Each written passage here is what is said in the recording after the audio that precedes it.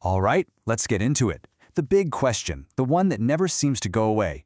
Is Bitcoin finally about to become real, actual, spendable cash? I know. It feels like we have this conversation every other Tuesday. But believe it or not, with some huge players making some serious moves, this time might actually be for real.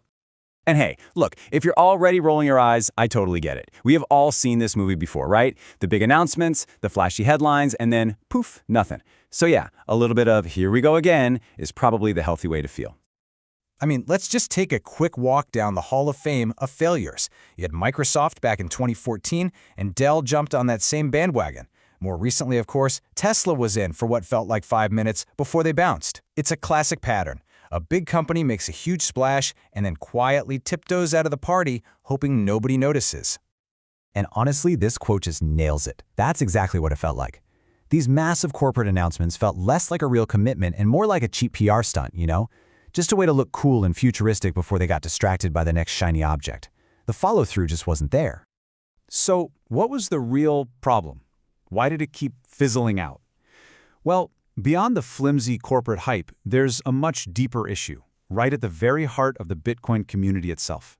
And that is a culture that basically preaches you should never, ever spend your Bitcoin. And this slide, this really cuts to the core of this massive identity crisis. You've got two warring factions. On one side, you have the hodlers, right? They treat Bitcoin like it's a bar of digital gold you just sit on.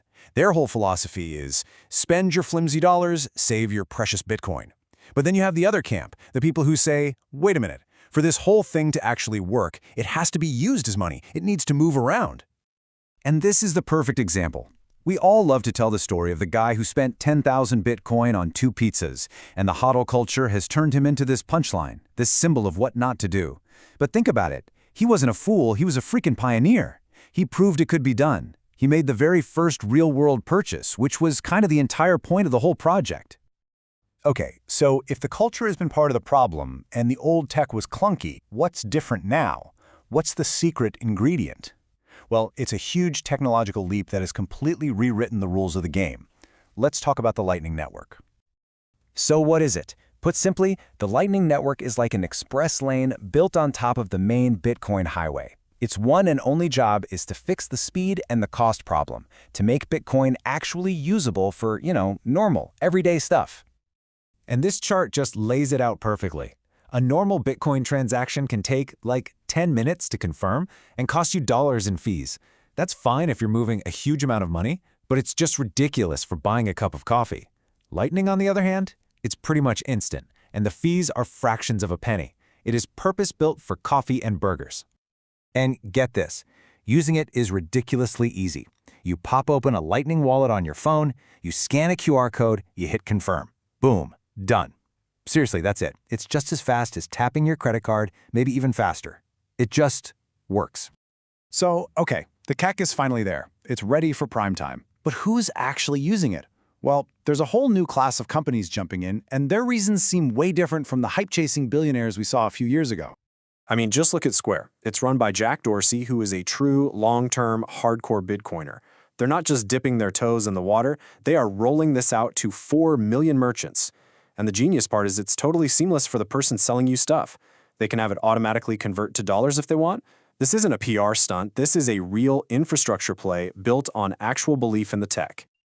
And if you want the business case in one single number, here it is. Steak and Shake, yeah, the burger and milkshake place, is saving around 50% on their processing fees every single time a customer pays with Bitcoin instead of a credit card. For a business that runs on razor-thin margins, that is an absolute game changer. And don't just take my word for it. Their CEO said it plain as day. This wasn't some marketing gimmick. This was a cold, hard, spreadsheet-driven business decision. When you're saving that kind of money, it's a no-brainer. It's not about hype, it's about the bottom line. And just to give you a sense of the scale here, on the very first day they launched, this one burger chain accounted for 1 out of every 500 Bitcoin transactions on the entire planet. That is nuts. This is not some tiny little experiment. We are talking about real meaningful volume from day one. And then you've got a really interesting case like Rumble, the rival to YouTube. They're building a Bitcoin wallet that could potentially reach 60 million users. That's a massive on-ramp into the ecosystem.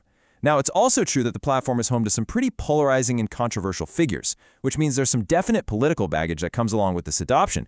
So it's a huge opportunity for sure, but it's complicated. But you know what? Maybe the most powerful part of this story isn't even happening in corporate boardrooms or with controversial tech platforms. It's bubbling up from the ground in communities all across the globe. What we're seeing is the start of what people call circular economies. These are basically local ecosystems where people can earn Bitcoin and then spend that same Bitcoin on groceries, rent, you name it. It's a true bottom-up movement where Bitcoin isn't an investment, it's just money. And this isn't just happening in one or two places. We're talking El Salvador, Kenya, South Africa. New little hotspots are popping up on the map literally every week.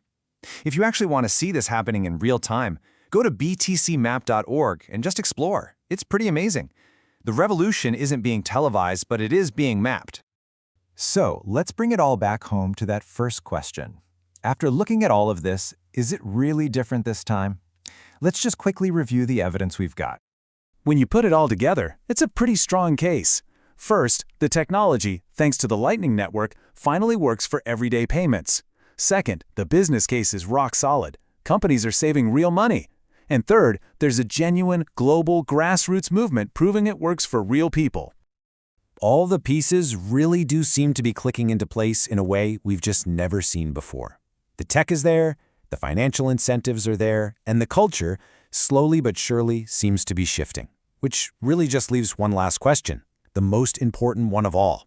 Would you spend your Bitcoin?